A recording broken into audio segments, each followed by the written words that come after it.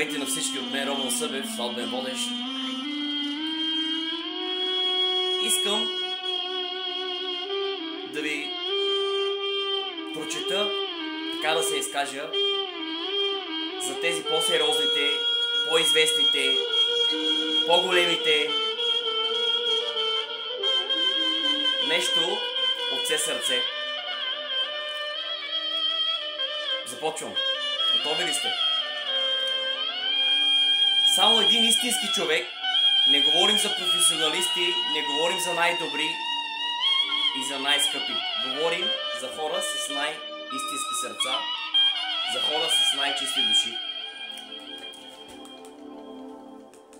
Той не е просто артист, не е просто водещ. Той е сцена, костюм, светлина. Но най-вече, аз го казвам Роман Събев, душа.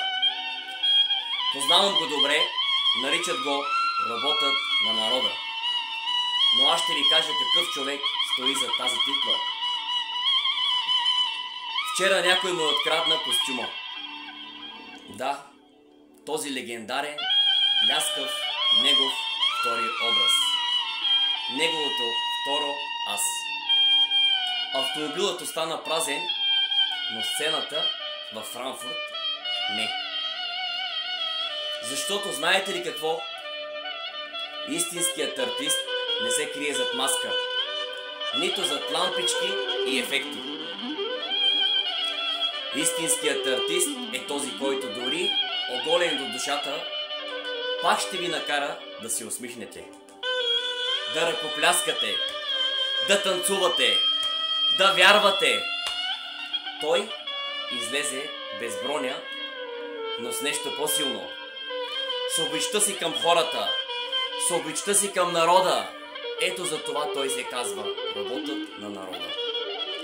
Това е човекът, който носи светлина и в най-тъмната зала. Това е гласът, който няма нужда от микрофон, за да бъде чут. Това е сърцето, което бие в ритъма на народа. Днес му казвам: приятелю, ти не си костюм.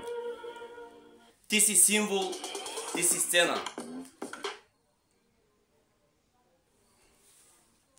Днес аз, Роман Събев, сватбен водещ, човекът, който обича да радва хората и прави щастливи, Роман FGM, казвам: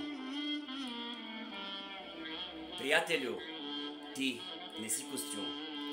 Ти си символ, ти си сцена, ти си човек с голямо Ч. И знай, костюми ще дойдат и ще си отидат, но душата ти, тя ще остане завинаги на сцената. Аплодисменти за един от нас, за артиста, за човека. Дами и господа, аплодисменти от мен, Роман Събев, за моят брат, за човекът с много голямо сърце, за човекът с много чиста душа, за моят личен приятел, за робота на народа, за един много млад талант, който тръгна съвсем скоро и за това кратко време той направи така, че целият свят, целият народ да го обича. Обичам те, приятелю.